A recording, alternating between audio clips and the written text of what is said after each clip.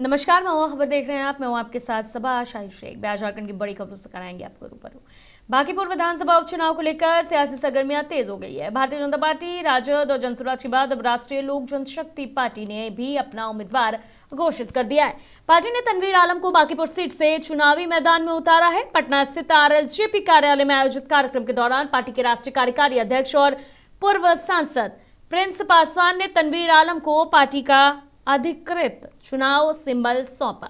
इस मौके पर पार्टी के कई वरिष्ठ नेता और कार्यकर्ता मौजूद रहे। सिंबल मिलने के बाद तनवीर आलम ने पार्टी नेतृत्व का आभार जताते हुए कहा कि वो बांकीपुर की जनता के बीच विकास और जनसेवा के मुद्दों को लेकर चुनाव लड़ेंगे। उन्होंने क्षेत्र की सर्वगीण विकास को अपनी प्राथमिकता बताया। आरएलजेपी नेताओं का दावा है कि तनवीर आलम क्षेत्र में सक्रिय और जनता का समर्थन उन्हें मिलेगा। बांकीपुर उपचुनाव में अब मुकाबला और रोचक हो गया है।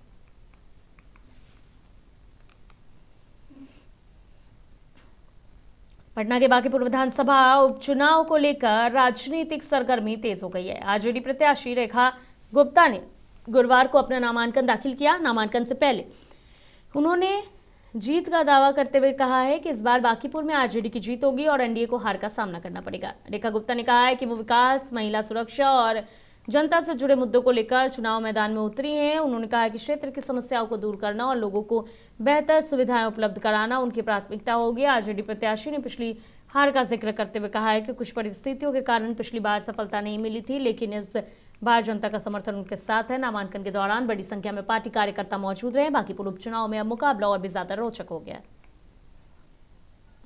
पिछले 2015 से मैं जनता के बीच हूँ, जनता के बीच में हूँ और जनता इस बार पूरी तरह से।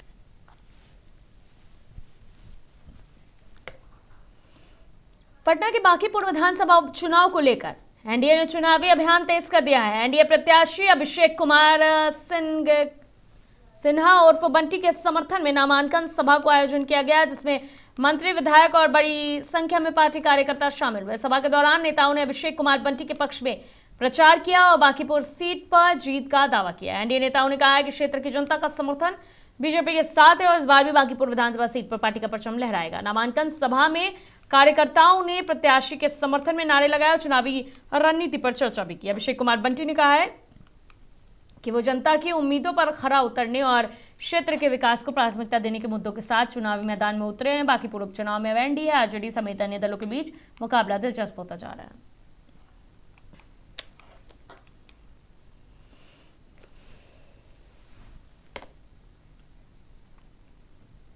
बांकीपुर विधानसभा उपचुनाव के लिए बीजेपी प्रत्याशी अभिषेक कुमार के नामांकन को लेकर गुरुवार को बीजेपी प्रदेश कार्यालय में उत्साह का माहौल देखने को मिला। सुबह से ही बड़ी संख्या में पार्टी कार्यकर्ता कार्यालय पहुंचने लगे और पूरे परिसर में चुनावी जोश नजर आए। कार्यकर्ताओं ने पार्टी के पक्ष में नारे लगाए और नामांकन कार्यक्रम को लेकर अपनी उत्सुकता भी जाहिर की। प्रदेश कार्यालय में बीजेपी के वरिष्ठ नेताओं का लगातार पहुंचना जारी है। नामांकन कार्यक्रम को लेकर संगठन स्तर पर व्यापक तैयारियां की गई। कार्यकर्ताओं का कहना है कि पार्टी पूरी मजबूती के साथ चुनावी मैदान में उतर रही है और बांकीपुर सीट पर जीत दर्ज करेगी। प्रदर्शन कार्यालय में दिन भर राजनीतिक हलचल बनी रही। पार्टी पदाधिकारी नामांकन से जुड़े कार्यक्रमों की तैयारी को अंतिम रूप देने में लगे हुए थे। बांकीपुर उपचुनाव को लेकर बीजेपी ने पूरी ताकत झोंक दी और नामांकन कार्यक्रम को शक्ति प्रदर्शन के रूप में भी देखा जा रहा है।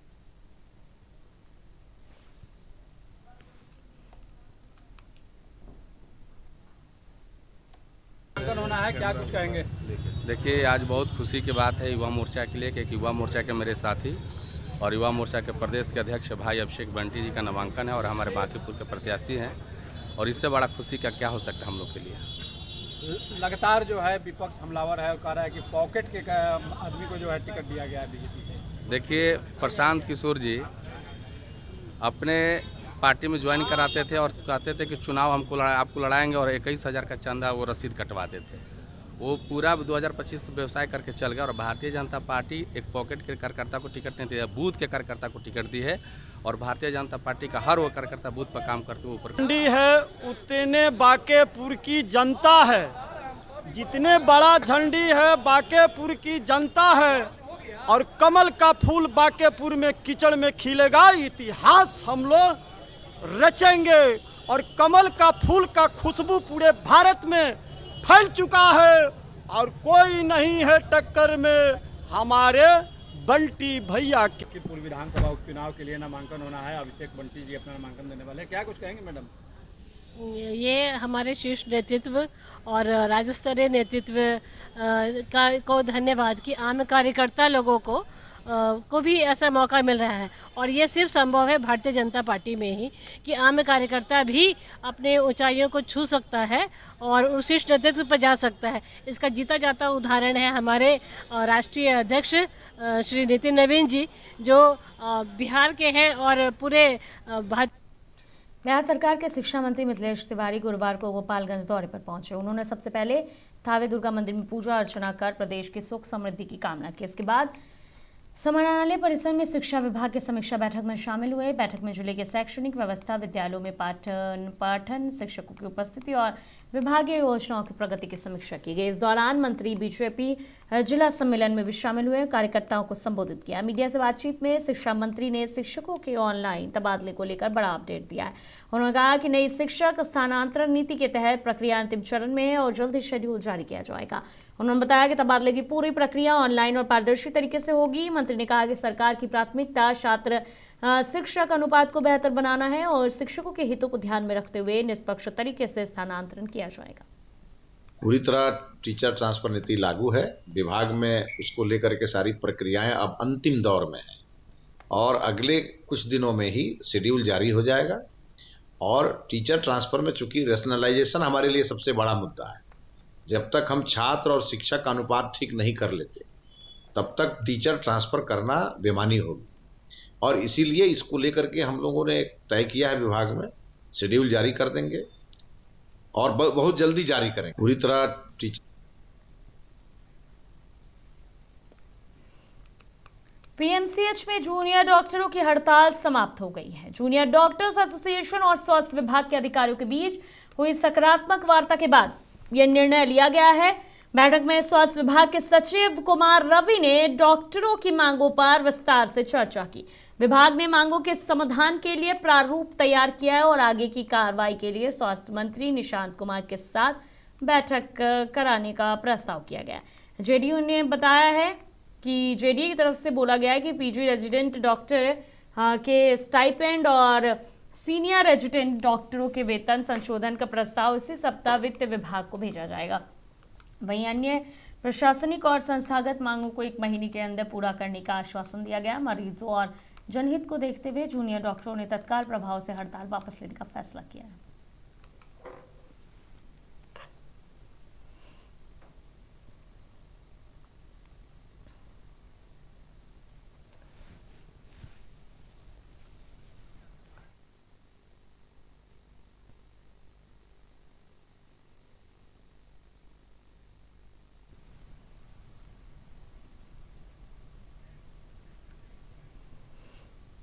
आय से अधिक संपत्ति अर्जित करने के मामले में आर्थिक अपराध इकाई ने गुरुवार को बड़ी कार्रवाई की। ईओयू की अलग अलग टीमों ने उत्पाद निरीक्षण अंकेश कुमार गौंड के सिवान स्थित उत्पाद विभाग कार्यालय, किराए के आवास समेत कुल 5 ठिकानों पर एक साथ छापेमारी शुरू की। इसके अलावा पटना और मुंगेर स्थित ठिकानों पर भी जांच एजेंसी की टीमें तलाशी अभियान चला रही। अधिकारियों के अनुसार प्रारंभिक जांच में उत्पाद निरीक्षक के खिलाफ करीब 2,36,31,000 रुपए की आय से अधिक संपत्ति अर्जित करने के साक्ष्य मिले। न्यायालय में तलाशी वारंट मिलने के बाद यह कार्रवाई शुरू की गई है। ईओयू की टीम दस्तावेजों, संपत्ति से जुड़े कागजात और अन्य अभिलेखों की जांच कर रही है। अधिकारियों ने बताया कि छापेमारी पूरी होने के बाद मामले से जुड़ी विस्तृत जानकारी साझा की जाएगी। पूर्वी चंपारण जिले में पुलिस ने कथित जाली नोट और ठगी करने वाले गिरोह के खिलाफ बड़ी कार्रवाई की है। कल्याणपुर थाना क्षेत्र के भोपतपुर गांव में देर रात हुई छापेमारी में पुलिस ने 4 संदिग्धों को हिरासत में ले लिया है। पुलिस के अनुसार कार्रवाई के दौरान करीब 1 करोड़ रुपए के कथित फर्जी नोट, 13 लाख रुपए नकद, 38 सोने के बिस्किट, हथियार, गोलियां और एक वाहन बरामद किया गया है। पुलिस ने सुलेमान अंसारी और इम्तियाज के ठिकानों पर एक साथ छापेमारी की। प्रारंभिक जांच में सामने आया है कि गिरोह लोगों को कम समय में ज्यादा पैसा देने का लालच देकर ठगी करता था। आरोप है कि लेनदेन के दौरान असली नोटों के बीच नकली नोट रखकर लोगों को फंसाया जाता था। पुलिस अन्य सदस्यों और नेटवर्क की तलाश में पूछताछ और छापेमारी कर रही है। बिहार के सारण जिले के मुफस्सिल थाना क्षेत्र में एक दलित किशोरी के साथ सामूहिक दुष्कर्म का सनसनीखेज मामला सामने आया। पुलिस ने त्वरित कार्रवाई करते हुए इस मामले में 2 आरोपियों को गिरफ्तार कर लिया, जबकि एक नाबालिग को निरुद्ध किया गया है। पकड़े गए आरोपियों की पहचान मागाडीह गांव निवासी मिथिलेश कुमार महतो और सचिन कुमार महतो उर्फ भुअर के रूप में हुई है। मिली जानकारी के अनुसार आपको बता दें कि पीड़िता का एक आरोपी के साथ पिछले 1 साल से प्रेम प्रसंग चल रहा था। उसके बुलाने पर जब वो मिलने गई तो वहां अन्य आरोपी उन्होंने देख लिया और किशोरी के साथ जबरन दुष्कर्म कर वीडियो भी बना लिया। घटना के बाद सारण एसपी के निर्देश पर विशेष टीम और एफएसएल ने मौके से वैज्ञानिक साक्ष्य जुटाए। पुलिस ने पॉक्सो और SC/ST एक्ट के तहत केस दर्ज कर आगे की कार्रवाई शुरू कर दी है।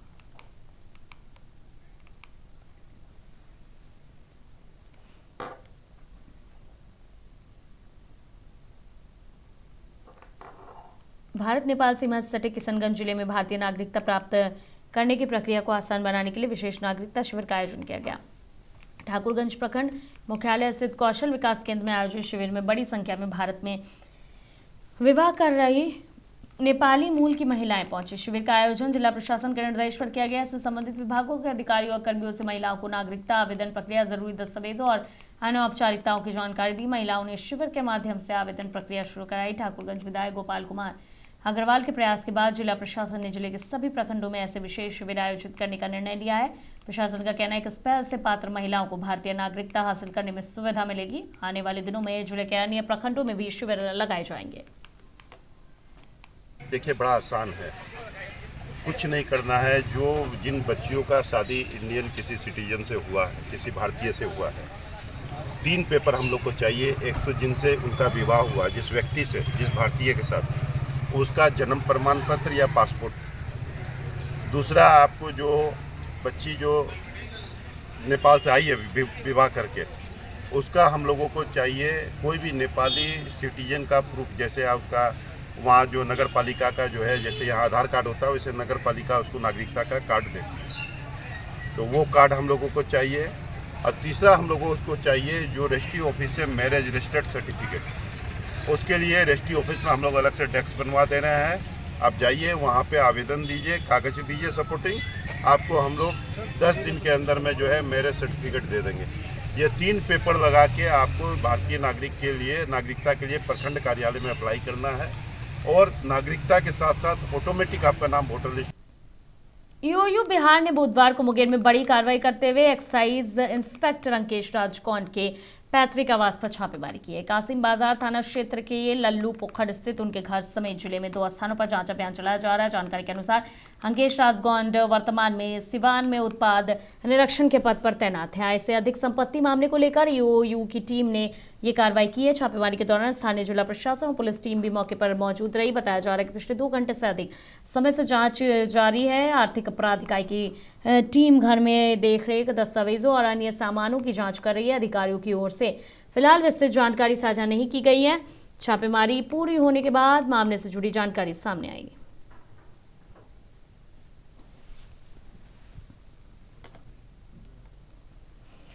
बाढ़ अनुमंडल के बाढ़ थाना क्षेत्र स्थित सलालपुर गांव के पास 4 लेन किनारे एक युवक ने गंभीर रूप से घायल होने का मामला सामने आया। परिजनों और ग्रामीणों ने आरोप लगाया कि मद्य निषेध विभाग की टीम ने युवक के साथ बेरहमी से मारपीट की, जिससे वो बेहोश हो गया। घायल युवक की पहचान मुबारकपुर गांव निवासी विश्वनाथ कुमार के रूप में हुई है। प्राथमिक उपचार के बाद उसकी गंभीर स्थिति को देखते हुए डॉक्टरों ने उसे पटना रेफर कर दिया। घायल की मां कांति देवी का कहना है कि उनका बेटा बाजार से चाट की दुकान का सामान खरीदने गया था। इसी दौरान मद्य निषेध टीम ने उसे रोककर कथित तौर पर मारपीट की। वहीं ग्रामीण शिव कुमार ने भी दावा किया है कि टीम ने युवक को पकड़कर पीटा, जिसकी नाराजगी आसपास मौजूद लोगों और स्कूली बच्चों ने गांव में दी जानकारी जो है वो साझा की। हालांकि मद्य निषेधक थाना प्रभारी राजेंद्र प्रसाद ने इन आरोपों को खारिज कर दिया। उनके अनुसार युवक कथित रूप से शराब लेकर बाइक से भागने की कोशिश कर रहा था और इसी दौरान चलती बाइक से गिरकर घायल हो गया। पुलिस का कहना है कि युवक को तत्काल अस्पताल पहुंचाया गया और पूरे मामले की जांच की जा रही है। फिलहाल घटना को लेकर दोनों पक्षों को अलग अलग दावे सामने आए और जांच के बाद ही वास्तविक स्थिति स्पष्ट हो सकेगी। बोलिए। घर से वो आ रहे थे सर। हाँ। तो इधर से प्रशासन के मतलब कि जा रहा था। हाँ। अब रास्ता में क्या बीच में हुआ सर, नहीं हुआ तो नहीं जानते हैं। उसी के बीच में उनको प्रशासन के द्वारा पकड़ लिया गया सर। अब पकड़ करके बहुत मारा गया सर। अब इतना मारा गया सर कि बाहर अनुमंडल ने मतलब भर्ती नहीं हो सर, इसको रेफर कर दिया पीएम से। बचने का स्थिति नहीं है सर। 100 मद्य निषेध मारा है सर। मतलब अब दोनों के बीच में उसी बीच में क्या हुआ नहीं हुआ सर, ये तो मतलब नहीं जानते, लेकिन प्रशासन के द्वारा ऐसे किया गया सर। कौन मद्य निषेध का पुलिस मारा है या फिर बिहार पुलिस? नहीं सर, मद्य निषेध पुलिस। मद्य निषेध। हाँ सर। नहीं, हमारी छापामारी और गश्ती टीम निकली थी, तो सलालपुर में एक फोर लेन के पास जी। तो एक बाइक वाला भगाने लगा और भगाने के क्रम में स्वयं गिर गया और गिरने के बाद जब हमारे पदाधिकारी रुके तो बताया सर हम घर से भागने लगे, हम शराब पिए हुए थे और हम शराब नहीं पिएंगे तो हमको दिक्कत हो जाता है। इसी क्रम में फिर बेहोश हो गया। तो बेहोश स्थिति में हमें सूचना दी गई तो मेरे द्वारा बताया कि नहीं तुरंत अस्पताल ले जाया जाए। तो अस्पताल में आए उस व्यक्ति का नाम शिवनाथ कुमार जैसे शिव मालक महतो साकिन मुबारकपुर थाना बाढ़ है और अस्पताल में जब एडमिट कराया गया तो थोड़ा सा डॉक्टर साहब को लगा कि नहीं बेहतर इलाज के लिए उनको बाहर भेजा जाए तो एनएमसी रेफर किया गया है। बोलिए। घर से वो आ रहे थे सर। फिलहाल के लिए इतनी खबरों का सिलसिला महुआ खबर पे यूं जारी रहेगा। देखते रहिए महुआ खबर। नमस्कार।